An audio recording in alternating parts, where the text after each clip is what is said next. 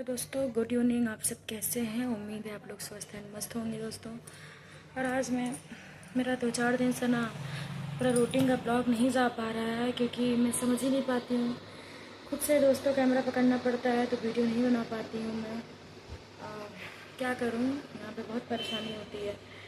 फिर काम धाम करते टाइम काम करूँ कि कैमरा पकड़वाऊँ, कुछ समझ में नहीं आता है। और खुद कैसे पकड़ूँ ये भी नहीं समझ में आता है। और नीचे लोग आते जाते भी रहते हैं तो समझ ही रहे हैं आसपास के माहौल लोग कैसे रहते हैं।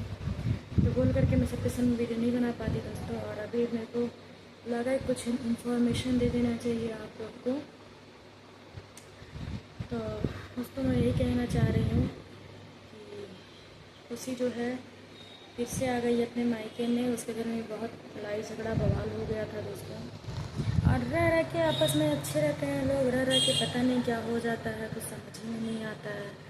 सलोनी में और किसी में दोनों झगड़ा हो गया आपस में। मेरा तो कहने मतलब यही है कि अगर ना मायका छोड़ सकती हो और सलोनी, ना तुम ससुराल छोड़ सकती हो, ना तुम भौजाई छोड़ सकती हो, ना तुम ननद छोड़ सकती हो, तो फिर इतनी लड़ाई झगड़ा क्यों? और छोड़ना भी नहीं चाहिए। जब तक माँ बाप जिंदा हैं, जब तक माँ बाप हैं, तब तक तो भाई मायका तो बरकरार रहता ही है लड़कियों का, ऐसा नहीं है।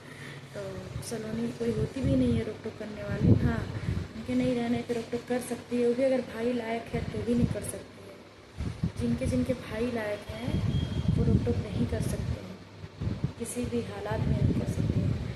तो अगर जिनके भाई भी बहकावे में आ जाते हैं तो वो कर सकती हैं रोक टोक, मानती हूँ। लेकिन माँ बाप के रहते तो कोई अधिकार नहीं छिनवा सकता है लड़की का।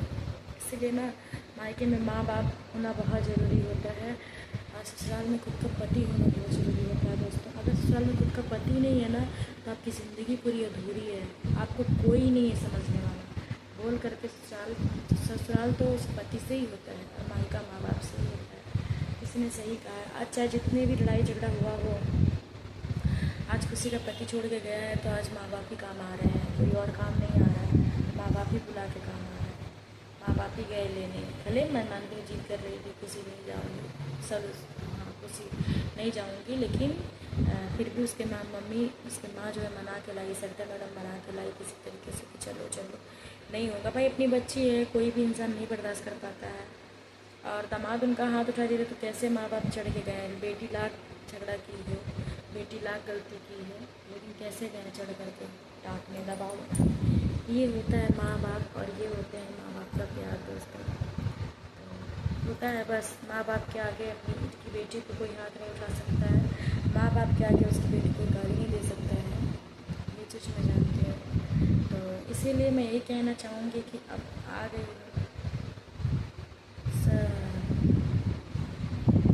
दोस्तों। मैं यही कहना चाहती थी, अचानक मेरे को ब्लॉग बंद करके जाना पड़ा, ड्राइंग शूट कर रही थी दोस्तों। और मैं वही बात कर रही थी कि सलोनी और खुशी के बारे में दोस्तों। तो आई है खुशी, ज़रूर आई है सलोनी के यहाँ, मैंने अपने मायके में ज़रूर आई है, लेकिन एक शर्त पे आई है कि उसके साथ और कोई गद्दारी या झगड़ा नहीं होना चाहिए, बोल के इस शर्त पे आई हुई है।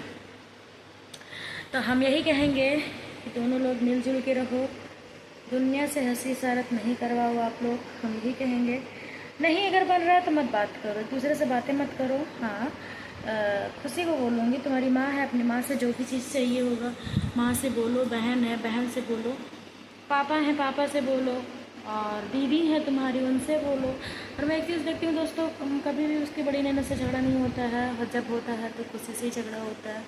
खुशी में भी कमी है, ज़्यादा करके बोलती है तुमको मतलब ही नहीं रखना है किसी से, क्या मतलब है कौन क्या कर रहा है कौन क्या नहीं कर रहा है। तो इसीलिए हम बोलना चाहेंगे कि किसी से कोई मतलब मत रखो तुम लोग। नहीं, अगर जो चीज़ नहीं कर सकते हो तुम लोग तो वो चीज़ मत करो किसी के लिए, लेकिन बकवासगिरी मत किया करो। तुम लोग आपस में लड़ाई झगड़ा करते हो तो माँ बाप को टेंशन होता है। देखो सरिता मैडम को टेंशन हो जाता है, झगड़ा हो जाता है कभी कभी। तो बस हम यही कहना चाहेंगे दोस्तों। बस अपना वीडियो हम यही ख़त्म कर रहे हैं। आप लोग जितना ज़्यादा सपोर्ट नहीं करते हो, दुलार प्यार नहीं देते हो, और मैं खुद ब्लॉग में कब क्या बोल डाल रही हूँ मेरे को कुछ ध्यान पता नहीं है, क्योंकि मैं भी आजकल थोड़ा सा परेशान चल रही हूँ। तो बस यही लिए मैं बोलना चाहूँगी, आप लोग वीडियो में बने रहिए, मेरे खुद ढेर सारा दुलार प्यार सपोर्ट की बहुत ज़्यादा ज़रूरत है दोस्तों, आप लोग का बहुत ज़रूरत है, क्योंकि खुद के चीज़ों पे स्टैंड होना आज के समय में बहुत ज़रूरी है, बहुत ज़्यादा। लोग तो भरपूर आपका कर देंगे हर चीज़, लेकिन ये रियलाइज़ दिलवा देंगे कि वो आपके लिए कर रहे हैं। इस वजह से आपको जितनी भी महिलाएं होंगी, मैं सबको यही कहना चाहूँगी कि स्टैंड होना बहुत ज़रूरी है। हम ही क्यों ना है दोस्तों, अगर हम किसी का कुछ करेंगे या किसी का भी कुछ हेल्प करेंगे या सब ज़रूरत पूरा करेंगे, तो हम ही कहीं ना कहीं उस इंसान को रियलाइज़ दिलवा देंगे कि हम उसके लिए कर रहे हैं। तो कोई भी हो अपने जगह पे, कितने भी अच्छे लोग हों, रियलाइज़ हो ही जाता है कि हाँ अगला कर रहा है तुम्हारे लिए जो भी कर रहा है। इस वजह से खुद के पैरों पे होना बहुत ज़रूरी है। मैं यही कहूँगी कि जो लड़कियाँ शादी नहीं की हैं या जो करने वाली हैं, अपना ये फ़ैसला ले लें कि उनको खुद के स्टैंड पे होना बहुत ज़रूरी है, खुद के पैरों पे होना बहुत ज़रूरी है। अगर खुद के पास सब कुछ है तो लोगों के पास भी बहुत कुछ पाएंगी, अगर खुद के पास कुछ नहीं पाएंगी तो लोगों के पास भी बहुत कुछ नहीं पाएंगी। तो यही आप एक हम लोग का दोस्तों कहावत कहा गया है, अपने नहीं तो सपने नहीं। मतलब अगर अपने पास नहीं है जो चीज़, तो तुमको सपनों में भी देखने को नहीं मिलेगा, वो सपनों में भी नहीं मिलेगा। और अगर अपने हैं तो सपने में भी मिलेगा तुमको। सपने में क्या, तुमको सामने भी सब चीज़ मिलेगा। तो सेम वही फॉर एग्ज़ाम्पल, अगर अपना नहीं है तो किसी का नहीं है, कुछ समझ लीजिए। हम तो दोस्तों अपने, मेरे पास जो चीज़ रहता है मैं उसी को अपना मानती हूँ। दूसरे के पास जो रहता है उसको मैं सोना मिट्टी समझती हूँ। अगर उसके पास सोना भी है ना, उसका दिया हुआ चीज़, तो मैं उसको मिट्टी समझती हूँ, क्योंकि वो मेरी कुछ नहीं है। अगला का है, अगला कब क्या कर लेगा मैं कैसे जानूँगी, वो मेरा है ही नहीं। जो खुद के दम पे करती हूँ, जो खुद के दम पे करूँगी, वो मेरा खुद का अपना रहेगा, जो मेरे से कोई उसको अलग नहीं कर सकता है। तो सही मैं बोलना चाहूँगी। और जैसे दोस्तों औलाद ऐसी चीज़ होती है ना कि जब आपका लाख दुनिया में सब कुछ रहे, लेकिन अगर आपका अपना औलाद रहता है, वो भी समझदार जब हो जाता है ना, तो वही आपका अपना रहता है। वो भी जिसका नसीब ठीक है उसका, जिसका नसीब ठीक नहीं रहता है दोस्तों, वो भी औलाद से भी हारता है, परेशान होता है।